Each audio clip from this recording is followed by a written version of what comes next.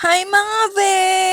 Tara, samahan niyo ako. Ito na nga, nakagayak na nga kami ng mga anak ko. Habang naghihintay kami ng aming kasama, ito nga si baby, naka-chup-chup na sa kamay niya. Diba ang cute-cute niya? Sinong kamukha niya guys? Tanong lang. Mag-grocery nga pala kami nito. Sinama na namin yung tatlo kasi hindi naman kami lumalabas araw-araw dito sa bahay. So dito nga pala kami nag-grocery sa Circle C o kaya minsan naman sa Cherry. Ako na nga pala mag-grocery sa kanila kasi nga wala na akong stock dito sa bahay kasi hindi na nga kami bumababa kasi nandito kami sa 4th floor. Kasi hindi ako pwedeng walang stock kasi nga lagi akong nagugutom kasi breastfeeding nga ako. Tsaka wala na rin kaming gatas sa Milo kailangan ko ng gatas. Kaya yun, nagaya ako mag-grocery. Ayoko kasi ng si Jeje lang yung nag-grocery kasi nga kulang-kulang yung mga binibili niya. Tsaka minsan mali-mali pa. Ayun, share ko lang naman. Ito na nga nagpa-video ako kay Queen, ang gulo-gulo mag-video. Ang hirap naman maging content creator. Mga kasama ko hindi marunong mag-video, hindi rin marunong magsalita. Ako lang talaga lahat. Ako na lahat. Ako taga-video, ako taga-salita, ako taga-isip ng content, wala naman maisip. Ako pa taga-edit. Lahat na, ako na, 'di ba? Si Princess kasi neto umalis, pumunta dun sa classmate niya noon na kay birthday kaya hindi ko siya sinama. Tsaka alam nyo na, iba na ang mundo ng high school, may sariling mundo na rin, tsaka dalaga na siya. Hindi na siya gaya nito mga kasama ko, mga bata pa, pahabol-habol pa sa akin, di ba? Ang bilis lang ng buhay, nakakalungkot nga kasi dating princess na laging kasama ko, na gaya nito nila Queen, laging nakabuntot sa akin. Ngayon, iba na yung mundo niya. Kaya habang bata sila guys, sulitin na natin kasi hindi naman habang buhay, mga bata sila. Kasi pagdating ng araw na nagdadalaga na sila at nagbibinata, mamimiss natin sila. Kaya at hanggang kaya pa guys, pilitin natin laging makipag-banding sa mga anak natin. Kasi yun na nga, mamimiss natin sila. Kaya ako kahit marami akong anak,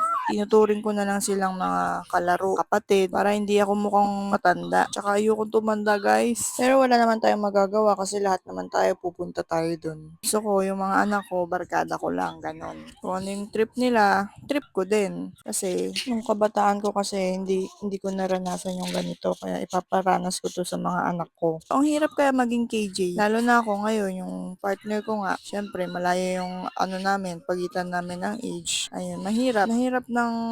Mahirap siyang kabanding ba? Kasi yung gusto ko, ayaw niya. Tapos yung gagawin ko, minsan ayaw niya din, hindi niya trip. Yung mga ganun. Pero kaya rin naman, nasanay na ako. Kaya yung mga anak ko na lang ang mga kabanding ko minsan. Kaya kung napapansin nyo, laging wala siya sa picture. Kasi laging wala siya. Kami lang magkakasamang mag-iina. Ayun. Kasi sinasabi nila, wala daw akong asawa. Hindi kasi ako pala upload ng pictures naming family or kaming dalawa sa Facebook. Ayoko lang. Gusto ko yung mga anak ko lang yung ina-upload ko lagi. Tsaka hello, hindi rin naman siya nag-upload ng mga pictures naming family tsaka kaming dalawa. Kaya gantihan lang no te. Charot. So, napahaba na nga yung kwento ko, guys. Usapan kasi nito, grocery lang Napahaba yung kwento no? So, bumili na nga pala kayo ng e-bike sa amin, guys. Ayan, meron tayong 6-seaters, may 4-seaters, may 4 wheels, may single. So, sa gustong bumili ng e-bike, kontakin nyo lang ako, guys. Bibigyan ko kayo ng discount. Send GCash, ganun. So, pag nakapag-purchase kayo ng e-bike sa akin, meron kayong matatanggap na GCash. Sa akin yun manggagaling, guys, hindi dun sa shop.